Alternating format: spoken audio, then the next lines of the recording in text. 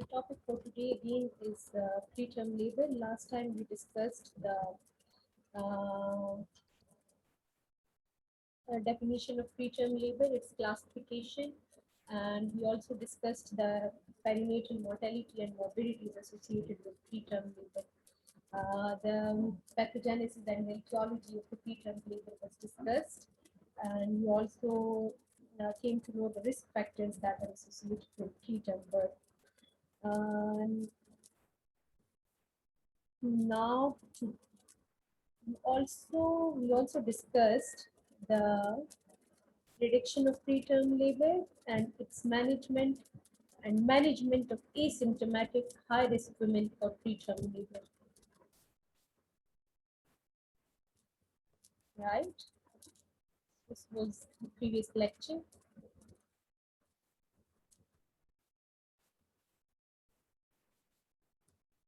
Now,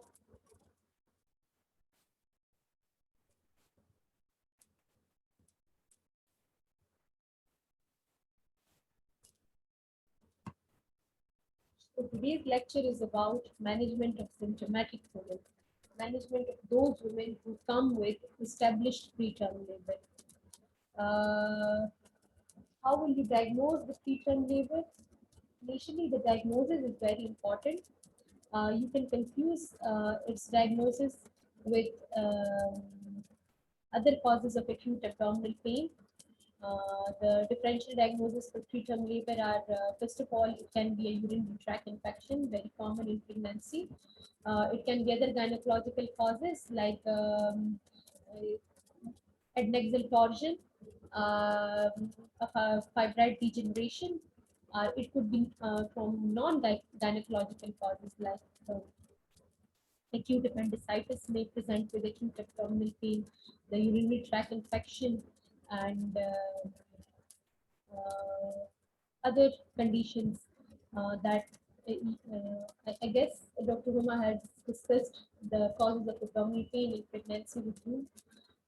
So all those causes come under the differential diagnosis of preterm labor, right?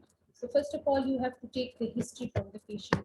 You have to rule out the other gynecological causes of acute abdominal pain and other non-gynecological causes of abdominal pain, right? The history is usually suggested. There is a crampy abdominal pain, which comes after frequent intervals, right? And the history is supported by the examination findings. On examination, you can palpate uh, the, the contractions may be palpable, and on pelvic examination there may be cervical changes, even on speculum examination. You can, on speculum examination, you can see the length of the cervix and the dilatation. And on digital examination, you can feel for the Bishop score.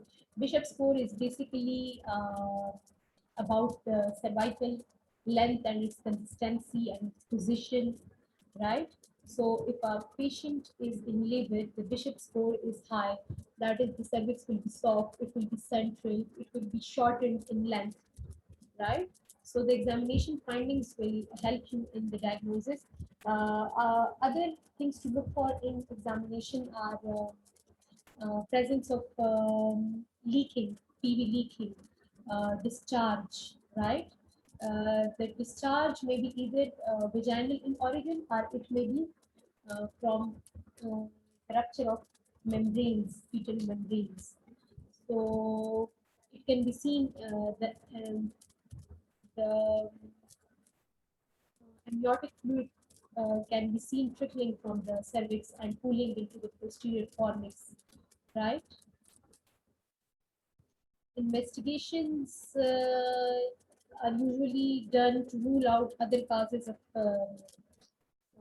preterm labor, other causes of acute abdominal pain, and um, and the second, two types of investigations are undertaken. One is to rule out other causes of abdominal pain, and the other is to, once the preterm labor is established, then you do certain investigations like ultrasound for fetal surveillance, etc.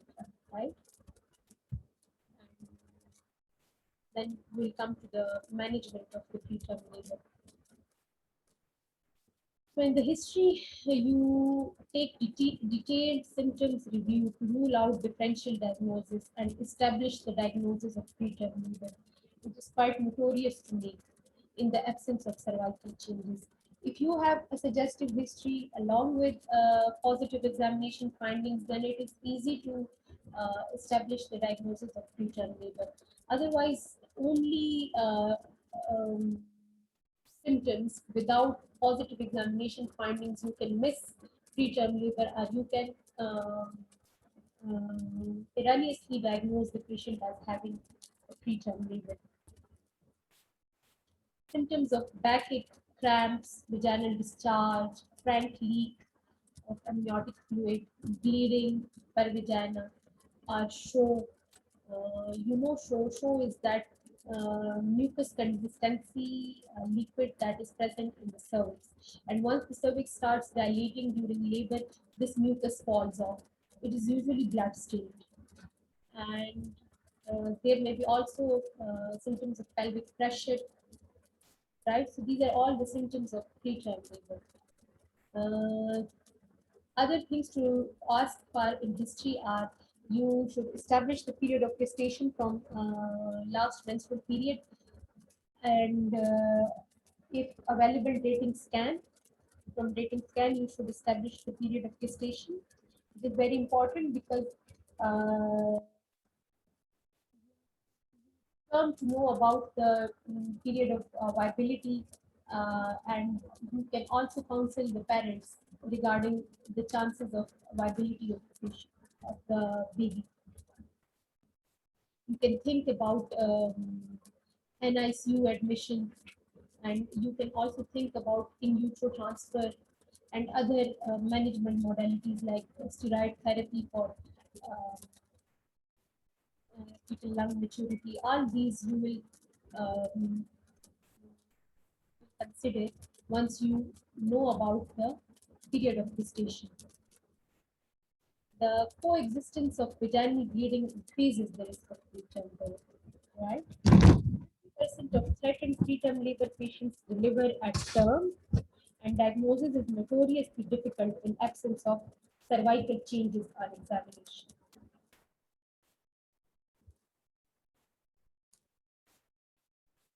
Now, what to look for in examination? As for all examination, you start the examination with general physical examination, right? You have also to look for the causes of preterm labor, what has made the patient go into preterm labor, right? So in GPE, you can find anemia in the patients. Anemia is a common cause of preterm labor, right? Abdominal examination, and abdominal examination, you look for the fundal height estimation, rule out polyhydramnias and multiple pregnancy if the fundal height does not correspond with the gestational age calculated from the POG, from the LNP, or from the dating scan. Then you should think about polyhydramnias or multiple pregnancy, right? In that case is the but the symphysis fundal height will be large for days. Presence of tenderness on the anterior abdominal wall, presence of uterine tenderness, which may signify placental abruption or chorioamnionitis. Chorioamnionitis is a infection of the fetal membranes, and it causes maternal pyrexia, maternal and fetal tachycardia, and it can cause offensive vaginal discharge. It usually occurs when there is free leaking along with the preterm labor. That is the PCROM, pre-labor, preterm pre-labor rupture of membranes. All these things you have to look for. You should also rule out other causes of abdominal pain and pregnancy, and confirm fetal presentation and fetal heart sounds during examination.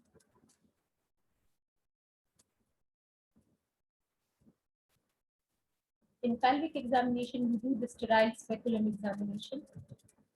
By sterile speculum examination, you can by sterile speculum examination, what do you mean by sterile speculum examination? Is that you, with full aseptic technique, you introduce the duct speculum and look for cervical changes. The visual assessment of cervical dilatation is done with the sterile speculum, and any pooling of amniotic fluid or blood or abnormal discharge is noted, and its site of origin should be noted, whether the discharge is trickling from the cervix or it is vaginal in origin. If it is a vaginal in origin, then most probably it is a fungal infection or bacterial vaginosis. But if it is trickling down the cervix and pooling in the posterior fornix of the vagina, then it is the rupture of membranes and it is the amniotic fluid. Right? Digital examination is done to document the Bishop score. That is, the Bishop score includes the cervical length, cervical position, cervical consistency, and the station of the presenting part. Right? So if the patient is in labor, the Bishop score will be high. And digital examination is usually avoided in patients with T-PROM because of the risk of ascending infection. The membranes are ruptured and you can introduce infection with the examination. The gait examination is usually done in 1 to 4 hours in admitted patients, depending upon severity of the symptoms. To compare the findings with early examination, maybe the patient came in early labor and there are no cervical changes, but if you retain her and you look, you do a repeat examination after some time, there will be cervical changes. So it is always a good practice to retain such patients for some time if the diagnosis is in doubt, and do a repeat examination.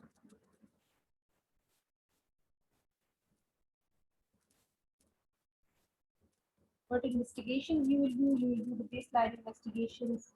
Uh, the baseline investigations. Uh, Most of our patients are unbooked and they have not done the baseline investigations. We do the baseline investigations.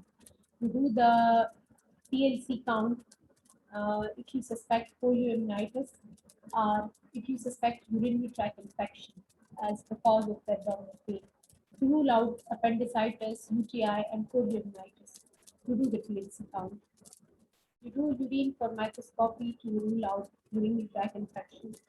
And bedside fibronectin testing, we've already discussed fibronectin testing and its high negative predictive value in preterm labor.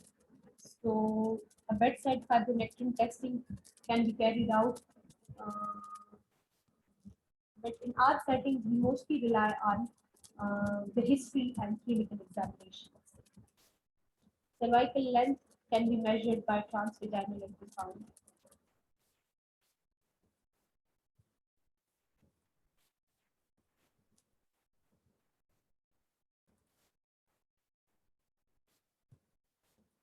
Now, once you have established the diagnosis as preterm labor, what will be your plan of action? The plan of action may be either immediate delivery or it may be conservative management. Immediate delivery is imminent if the cervical dilatation is more than 4 centimeters. You cannot then delay the delivery, right? So if dilatation is more than 4 centimeters, then probably the best plan would be let the patient go into labor. Uh, Rather, she's already in labor. The plan is let the patient deliver.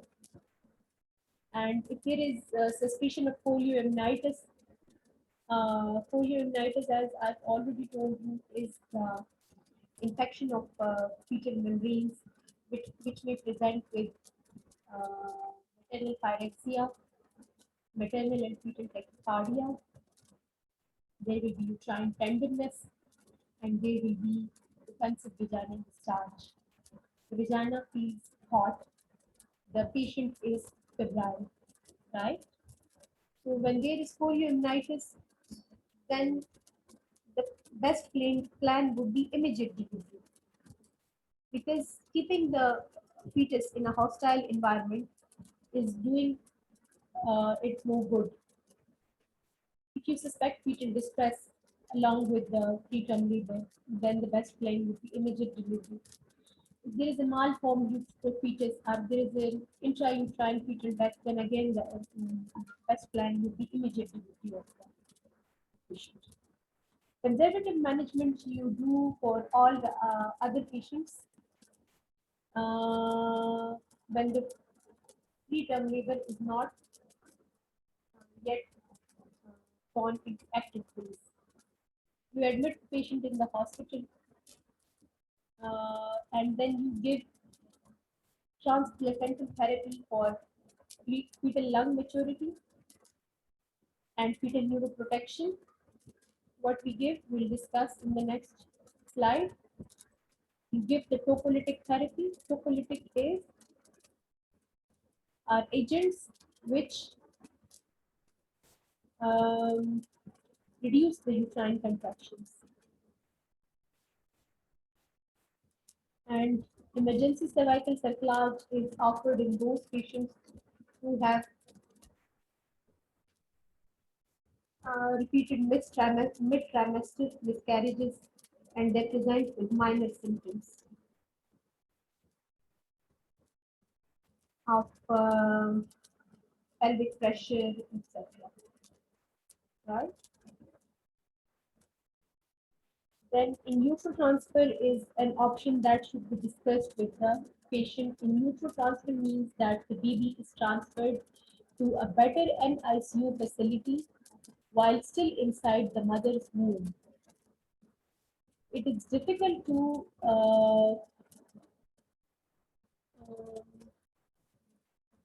transfer the baby once it is born in a center and in a center with a low resources to a better NICU facility. The baby may be compromised while he or she is transferred to the better facility. So if better NICU facility is not available, then it is always advisable that the mother should be transferred to such hospital where the delivery will take place and a pediatrician and an NICU facility is available.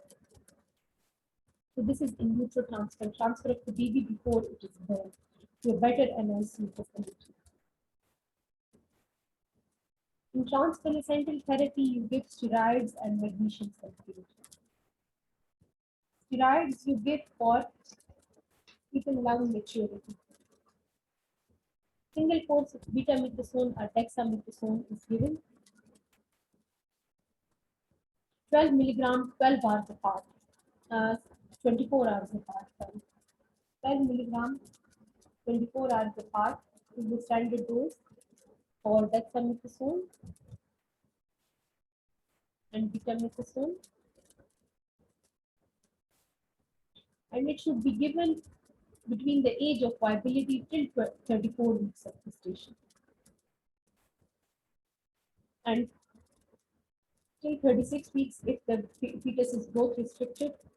And in elective cesarean sections, we even give the steroid cover till 39 weeks of gestation, although the term is reached by 37 weeks. But the incidence of respiratory distress syndrome and transient tachypnea of newborn is higher in babies born by elective cesarean section. So it is always better to give a steroid cover to mothers before elective cesarean section at 39 weeks. After 39 weeks, if a C-section is scheduled after 39 weeks, then it is not necessary to give steroid cover.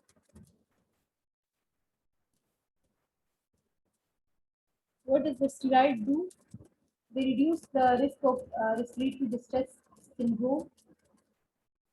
There's 44% reduction in it, and also reduces the risk of intraventricular hemorrhages,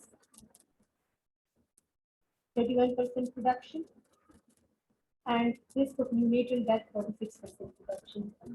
The figures I just told you for reference, these are not important to memorize them. You should just know that what are the benefits of steroid therapy, right? Benefits are that it reduces the risk of respiratory distress syndrome in the fetus, intraventricular hemorrhage is reduced, and risk of neonatal death is reduced. The benefit is seen after 24 hours of completion of the dose, and the benefit lasts for 7 weeks. So now the question comes that can we give repeated doses of steroids in patients who complain of preterm labor and do not deliver? Uh, the repeated doses are controversial because repeated doses may increase the risk of PPROC, sepsis, restricted fetal brain and body growth, and it may also cause adrenal suppression.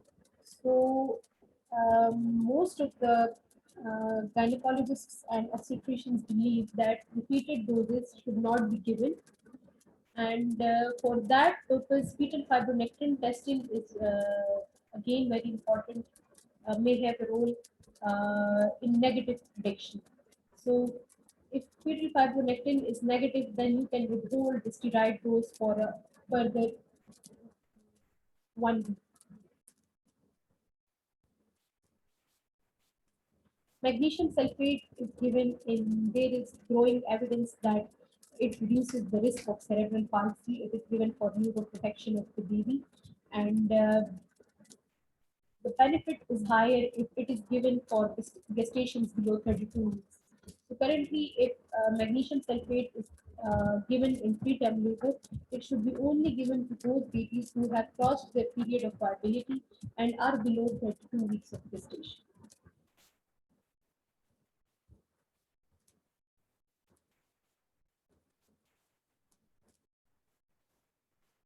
Tocolytics are agents which are given to decrease the uterine contractions. And two things are very important regarding tocolysis. There are two indications for giving tocolytic therapy. The first is to buy time for steroid administration, and the second is to buy time for in vitro transfer. So these are the only two indications for which you give tocolysis. You cannot prolong the pregnancy till term with tocolysis,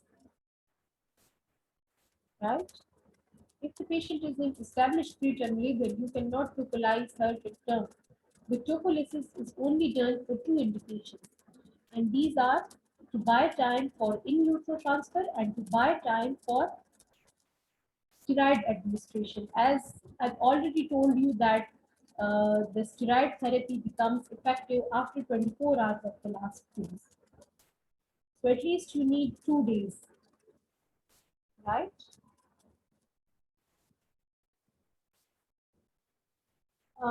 They should not be given if there is a contraindication to prolonging pregnancy. For example, in cases of intrauterine infection or severe preeclampsia, right? Their use is associated with prolongation of pregnancy by up to 7 days, and it is reasonable to use them in uncomplicated women who are in suspected early preterm labor and who need transfer to hospital which can provide suitable neonatal care, or in those who have yet to complete a course of antibayotic corticosteroids, or in whom you want to give magnesium sulfate, right? The different agents that are used for tocolysis are beta agonists, oxytocin antagonists, calcium channel blockers, NSAIDs, and magnesium sulfate.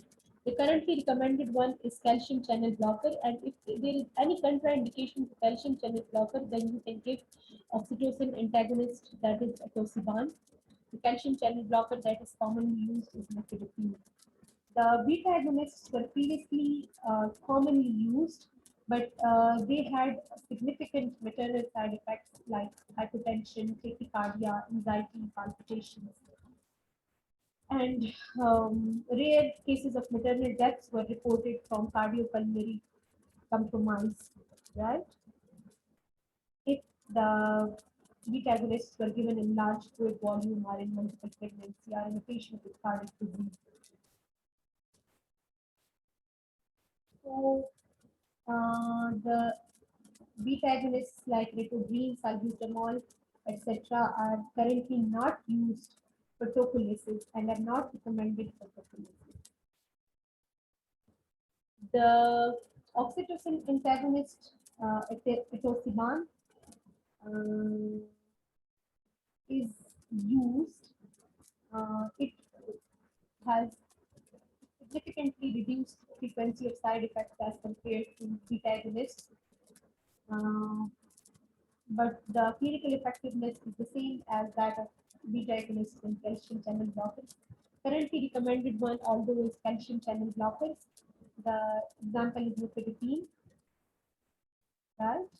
And it is effective in delaying the preterm birth for up to 7 days.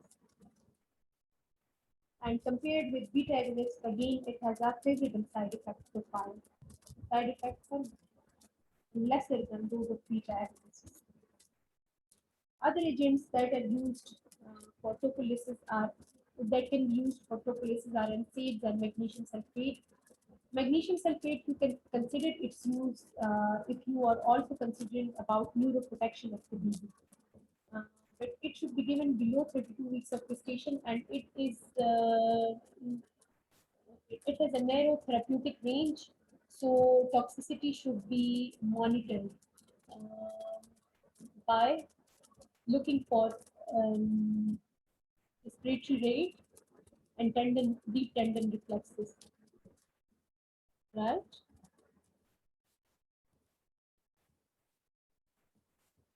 And in patients who are oliguric or whose renal functions are disturbed, it is better not to give magnesium sulfate uh, because it is secreted by the kidneys, and if the kidneys are not working perfectly, then the narrow therapeutic index will not be achieved, right? And in higher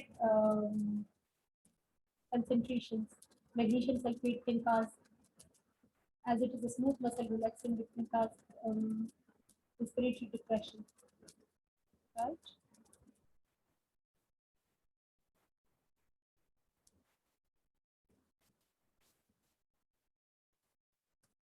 The NSAIDs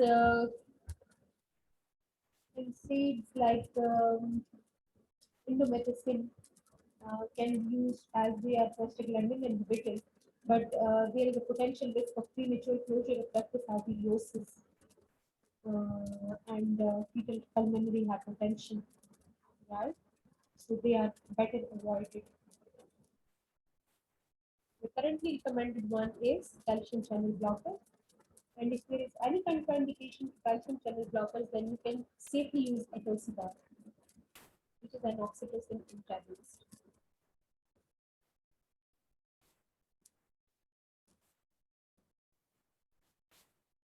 Now coming to the mode of delivery. Mode of delivery is you should aim for vaginal delivery, and cesarean section is reserved for maternal indications because the preterm labor is already associated with high mortality and morbidity of the fetus, right? So, elective cesarean section may compromise the future pregnancies, may have implications for future pregnancies of the pregnant lady. So, it is better to aim for vaginal delivery. Secondly, there is difficulty in diagnosing fetal hypoxia in fetal labor. So, better not to do elective cesarean section even emergency cesarean section for fetal hypoxia, because the CTG may show reduced base variability. There may be fetal tachycardia in preterm labor, which are normal findings in preterm babies. So, reassuring and normal CTG is reassuring, but an abnormal CTG does not necessarily show the fetal hypoxia, right? So cesarean section when performed should be done with very, very much caution, because you may deliver a baby by compromising the future pregnancies of the lady, and the baby may still not survive. The lower uterine, other problem with cesarean section is that the lower uterine segment is not formed in preterm babies, and it increases likelihood for vertical uterine incision. And vertical uterine incision, you should know, has a higher risk of rupture in subsequent pregnancy. Like the lower uterine segment transverse incision has some uh, rupture risk of less than 1%, but and but a transverse incision in upper segment has a 12% risk of rupture in subsequent pregnancy. Use of epidural analgesia is educated when required. If the mother requests for analgesia, epidural analgesia use is educated. It is rather useful because it decreases the uh, risk of precipitate labor and premature expulsive efforts by the mother, and reduces maternal exhaustion. This was all about the management of preterm labor, established preterm labor, conservative management, and once the labor is established, then how will you go on with the delivery? Now we'll discuss PPROM. PPROM is preterm pre-labor rupture of membranes. What are the risks involved in PPROM? The risks may be divided into fetal and maternal. First of all those risks to the fetus that were presented, that we discussed in the preterm labor, all those risks are involved in the fetus. Respiratory distress syndrome can occur, necrotizing enterocolitis, intraventricular hemorrhages, jaundice, all these things. There will be increased risk of infections. All these things will be present. The other risks that are specific to PPROM are there may be risk of cord prolapse, right? During the rupture of membranes, cord can collapse. There will be risk of placental abruption.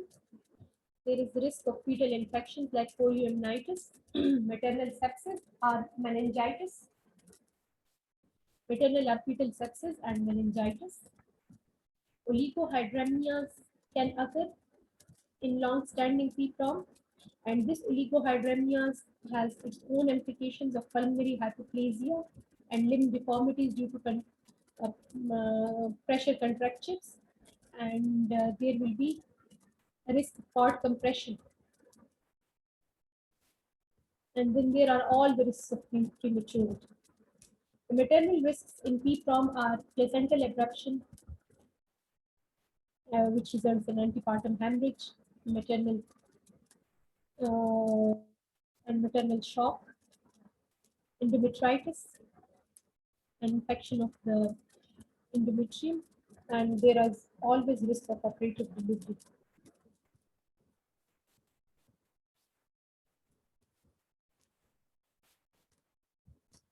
How do you monitor a patient with PPROM? You admit her in the hospital and keep her on 4-hourly pulse, temperature, and fetal heart sound record. And you give her a fetal kick count chart and ask her to maintain it. And you provide her with sterile vaginal pads and you inspect them twice daily. You inspect them for change of liquor or any offensive vaginal discharge, which may signify meconium, fetal distress, or chorioamnitis. In poliomyelitis, again, there is yellowish pussy discharge, which is offensive behavior. So you check the vaginal pads twice daily. You watch for uterine tenderness, palpate for uterine tenderness daily, right? What will uterine tenderness show in a patient with PPROM? Either there is placental abruption or more commonly there is chorioamnitis. You do the TLC count daily to look for signs of infection. There will be neutrophilia. Alternate day CRP, an inflammatory marker. CTG is done daily. But CTG, as I've already discussed with you, that CTG, if normal is reassuring, but if there is some abnormal findings in CTG, then you should be cautious because in preterm labor there are in preterm babies the CTG uh, may show reduced beat-to-beat variabilities and tachycardia. Ultrasonography is done on admission and then weekly for fetal surveillance.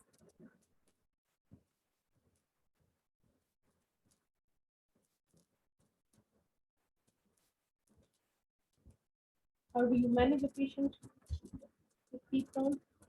What is the treatment given? Antibiotic therapy, erythrocin, is given for 10 days. Majority go into spontaneous labor. In general, we advise conservative management till 34 weeks, and induction of labor is considered between 34 to 37 weeks. After 37 weeks, induction of labor is the best option. Wait just for, and then that is not PPROM, that is just from pre-labor rupture of membranes. And most of those patients, 90% of those patients, go into labor within 24 hours of PROM, right? Steroid therapy for fetal lung maturity is not contraindicated. But if there is chorioamnitis, then you should not give steroid therapy because of the risk of sepsis.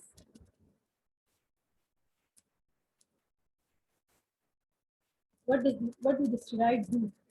The steroids suppress your immune response, which will lead to sepsis. Where necessary, nutrotransfer should be considered and discussed with the patients. Prophylaxis is contraindicated due to increased risk of maternal and fetal infection. You let the patient deliver.